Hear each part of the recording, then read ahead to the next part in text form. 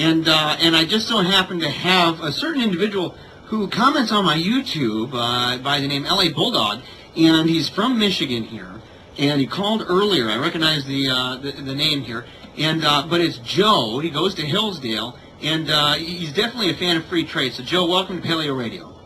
Thanks a lot, Jeremiah. No problem at all. So so you heard a portion of my last segment there, dealing with free trade, and it got your blood pressure up a little bit.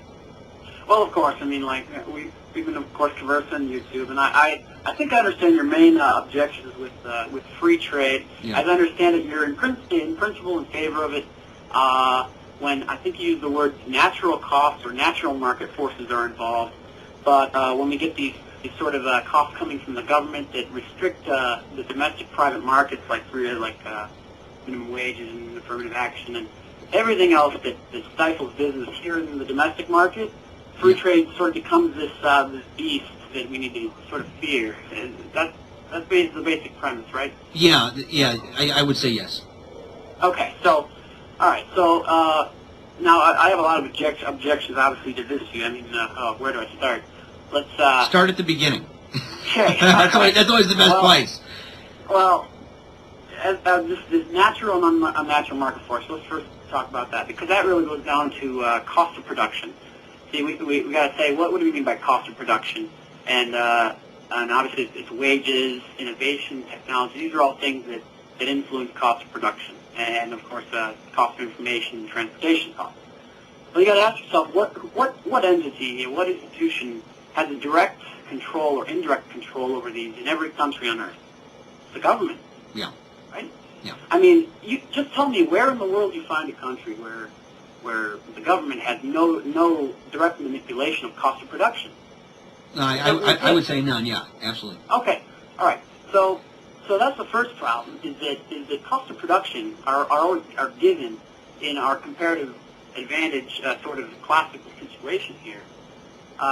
So we can't just pretend like we're the only country that has domestic forces working against business and against growth. Now wait a second here. Wait a second. When you say comparative advantage, are you what tense are you using it? Because Adam Smith, when he talked about comparative advantage, talked about literally if your country was really good at one thing and not another, you should focus on that one thing, and that was geographical determinism. That's a far cry from what we've got right now. I mean, we're talking about manufacturing. That's not something that other people can do better than we can.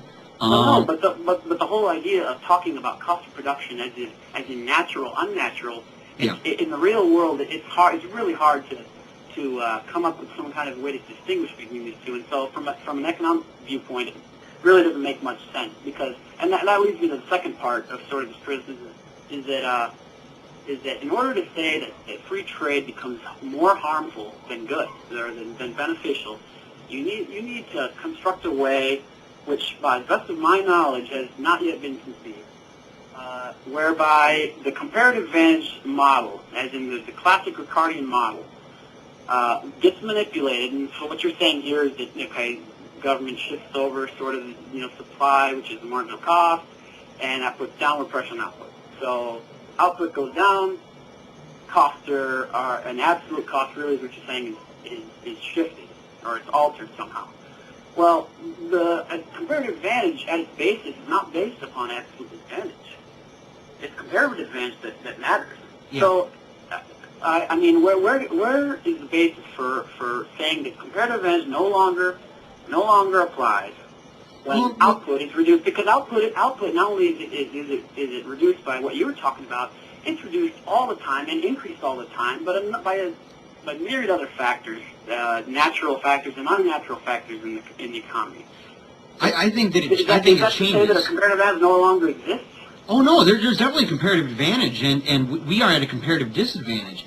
But it's one it's literally rigged against us. It's not as if it's something that is just we grow more corn than China. Okay, we're talking about something when he first talked about comparative advantage, he was talking simply about conditions wherein, if this group of people on a global level, right, are able to produce certain goods better than we can, okay, whether it's through their just basic talents or whether it's through, once again, geographical determinism, that's one thing.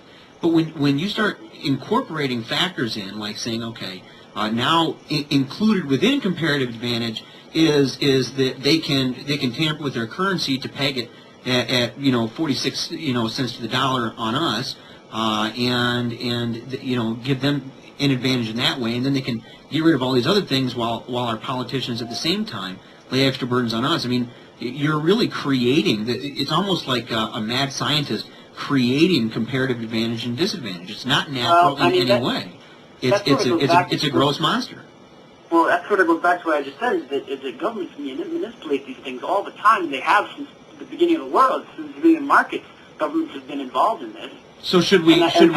And we still had advantages, and I think you're just taking a lot of things for granted here as far as the costs and the benefits of the trade. And I hear all about the costs here, and how governments have a big influence, and that can sort of hinder free trade. Well, that's not founded at all. And you don't think governments? To your credit, you do mention in your video on the internet a few lines about, we may pay more for this, and we like our Walmart, we like our basic goods. Well, that's only one of many factors that are affected by free trade. You left out entirely the rest of the indirect effects, which we like to call the unseen effects in econo speak.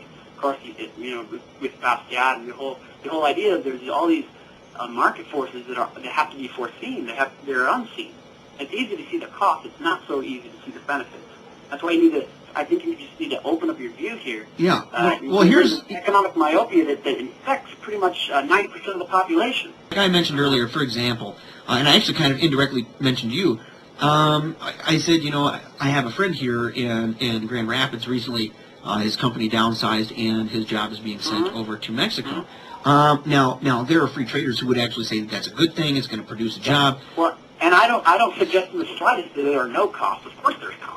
Yeah, and so there's costs anytime demand moves and output shifts in the economy. That's the nature. But see, there's no shift in demand here, okay? Because the job still exists. It just exists in another country. The demand's never changed, not at all.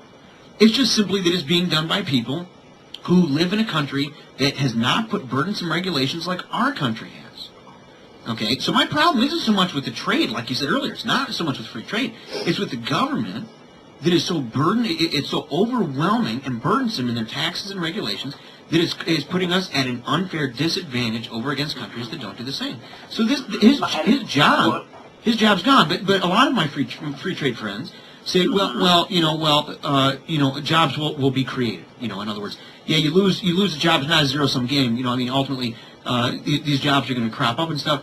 And the thing is yes, let's look at the jobs that were projected by the Forest Research Institute and find out which are the top 10 jobs that we're looking ahead for the next 10 years. Find out what those jobs are. We have a manufacturing job that put food on the table. He wasn't making $45 an hour.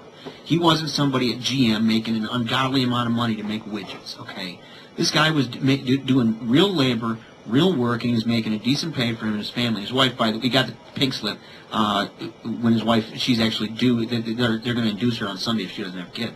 So, he lost a job at the worst time. But the thing is what kind of job is going to crop up? And if you look at the stats and you say, okay, we're looking at projected in the economy we've got. These are the kind of jobs we're looking forward to. You've got janitorial services. You've got food services. I'm dead serious. I posted them on Alabama. Yeah, go and look at them.